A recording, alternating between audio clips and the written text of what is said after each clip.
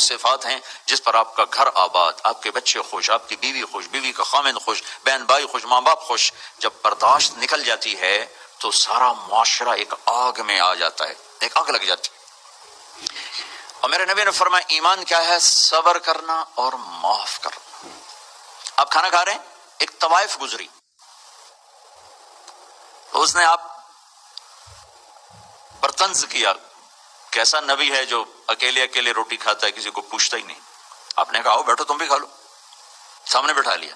اب وہ تو آپ کو خالی ٹانٹنگ کر رہی تھی، تو اس نے آپ کو مزید چڑھانے کے لیے کہا میں ایسے نہیں کھاؤں گی، جو تیرے منہ میں ہے نا وہ نکال کے مجھے کھلا. اس کے خیال تک اب یہ کہیں گے تم 2 لتر مارو.